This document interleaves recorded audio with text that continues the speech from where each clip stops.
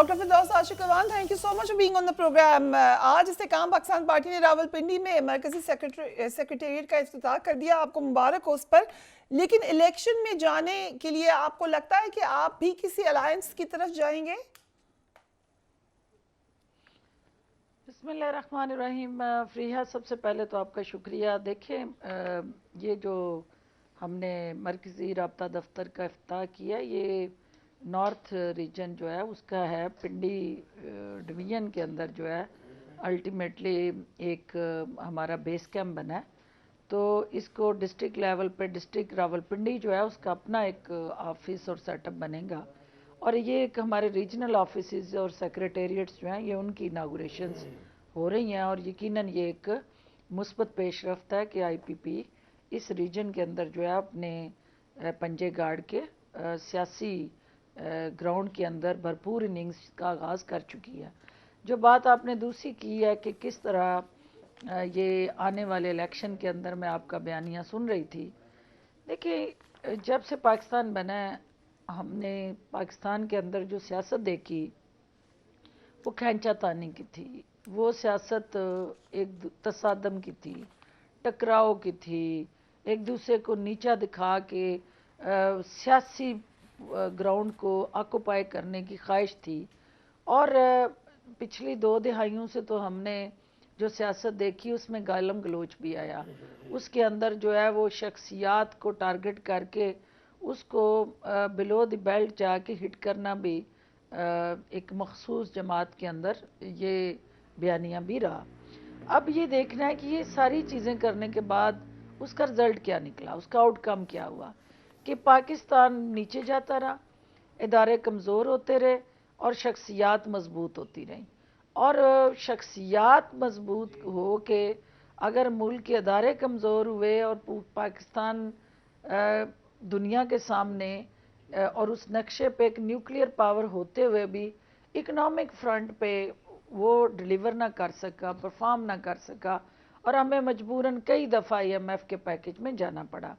ये वो सारी तलख हकीकतें हैं जिसका असर नौ तमाम पॉलिटिकल पार्टीज़ और वर्कर्स को जायज़ा लेने की ज़रूरत है, और ये देखने की ज़रूरत है कि इस वक्त के हालात के मुताबिक पाकिस्तान को क्या वही रवायती टकराव और अखाड़ा लगा के नूरी नत की बढ़कें, मौला जट की बढ़कें वो मारनी है, आपने खोखले नारे देने हैं, या सीरियस हो के एक प्लान ऑफ एक्शन जो इलेक्शन के बाद इस मुल्क के लिए एक ऐसा रोड मैप तय करे कि जो लॉन्ग टर्म इकनॉमिक पॉलिसी का वजूद अमल में आए, जिससे जो है आपकी एक आज़ाद खारजा पॉलिसी जो आपका हुसन है और जो आपकी ख्वाहिश है उसको रीजनल, डोमेस्टिकली और इंटरनेशनली एम्पावर करते हुए, इम्प्लीमेंट करते हुए कौम देखे। और उसके साथ आप ये जो आपका यूथ है जो इस वक्त 65% पॉपुलेशन है, एंड व्हेन आई से youth it means 52% is female youth, इसको आप जो इस वक्त लाइबिलिटी है बेरोज़गारों की पूरे पाकिस्तान के अंदर डिग्रियां लेके फिर रही है, इसको आपने लाइबिलिटी को एसेट में कैसे बदलना है। बट डॉक्टर साहब, द क्वेश्चन इज, ये आपने है सही निशानदेही की मामलात की, लेकिन ये तमाम की तमाम जमातें जिन प्रॉब्लम्स की आप निशानदेही कर रही हैं, तो ये तमाम जमातें इंक्लूडिंग PTI गवर्नमेंट में रह चुकी हैं। सो क्या आपकी जमात, जिसमें बहुत सारे पुरानी जमातों के भी लोग हैं, लेकिन क्या वो एक नया मंशूर लेकर आएगी? वो PTI के मंशूर के साथ ही चलेगी, जैसा कि आपने कहा कि असल मसला ये है कि PTI अपने मंशूर से हट गई, या एक्चुअली आप इन अलायंस हैं तमाम जमातों के साथ?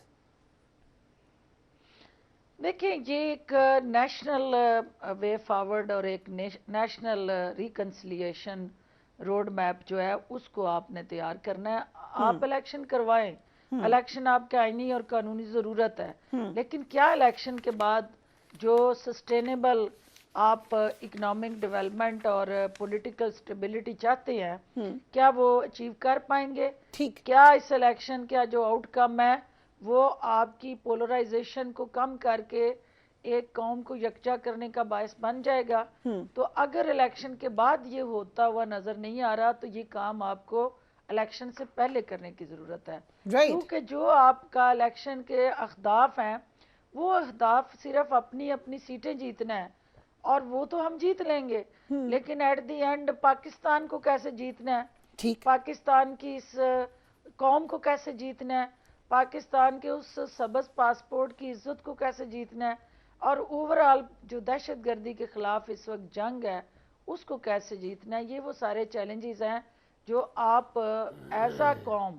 As a political force, as a one of the मुहिब वतन सिटीजन ऑफ दिस कंट्री, आपको अपने ज़ात को माइनस करना है सारी सियासी जमातों ने, राइट, और अपनी काज को सुप्रीम करना ठीक है। Very interesting. आपने कहा कि नेशनल कंसेंसस के ऊपर एक ग्रैंड अलायंस होना चाहिए। आज हमने देखा कि बिलावल भुट्टो ने भी बात की, फिरदौस आशिक अवान साहिबा, इस हवाले से।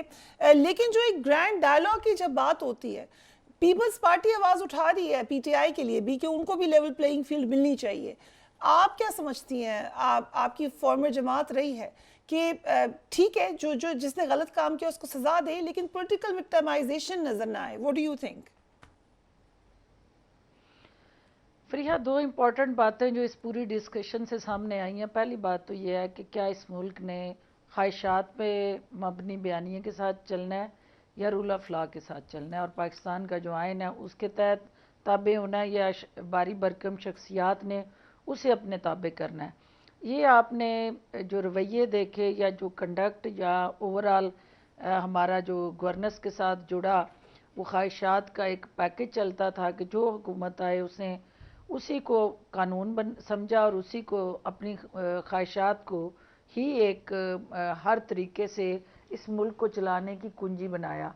अब देखना ये है कि जो इस वक्त का बयानिया शोएब शाहीन साहब दे रहे हैं कि इस मुल्क के अंदर जो है वो जितना मर्जी पॉपुलर कोई शख्स हो, वो टॉप पॉपुलैरिटी पे हो, वो पसंदीदा भी हो, उसका फ़ैन क्लब भी हो और लोगों को उससे मोहब्बत भी हो, लेकिन अगर वो कोई जुर्म करता है, किसी जुर्म में इन्वॉल्व होता है या किसी जगह इंस्टिगेट करता है, कोई ऐसा बयानिया जो है वो उसको वो जोड़ता है और फिर जहरआलूद बयानिए को ज़हनों में सराहत करता है और फिर वो अपने इदारों पे चढ़ाई करता है और 9 मई जैसे वाक़यात का वो मौजूद होता है, तो लेकिन चूँकि वो पॉपुलर है तो उस पे पाकिस्तान के कानून का इतलाक़ नहीं होना चाहिए और उसको बिल्कुल आज़ाद करके तो कानून के मुंह पे तमाचे मारने के लिए उसको खड़ा करना चाहिए।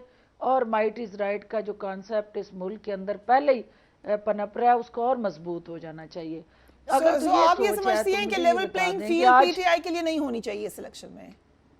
नहीं, मैं ये नहीं कहती कि पीटीआई के लिए नहीं होनी चाहिए। मैं ये कहती हूँ कि जो लोग ये कहते हैं कि यहाँ पे हर एक को इंसाफ मिलना चाहिए, तो आज शोहदा की जो फैमिलीज, उन्होंने आज प्रेस कॉन्फ्रेंस की है ना, आपने उनकी फरियाद और उनकी आवाज़ को सुना है, आपने उनके दर्द को महसूस किया है, आपके किसी जगह पे भी कोई ऐसी आवाज़ उनकी हम आवाज़ हुई है कि ये जो तड़पते सिसकते आहें भरते ख़ानदान है और जिनका लहू इस पाक सरजमीन में गिरा है, और वो शोहदा की फैमिलीज़ जो हैं वो क्या डिमांड कर रही हैं? वो किसी जमात के ख़िलाफ़ कोई ऐसा प्लान ऑफ एक्शन डिमांड नहीं कर रहे।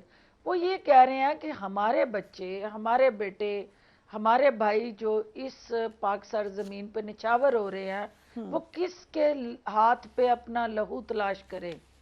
जो शोहदा की बेहुरमती करने वाले हैं वो अपने आप को सुपरमैन कह रहे हैं, और सुपरमैन बनाते बनाते ये मुल्क जो है 76 साल में सुपर सिस्टम नहीं बना सका। तो आज ये फैसला करना है कि आपको सुपरमैन चाहिए या सुपर सिस्टम चाहिए, क्योंकि सुपर सिस्टम होगा तो सुपरमैन उसके मतहत होंगे,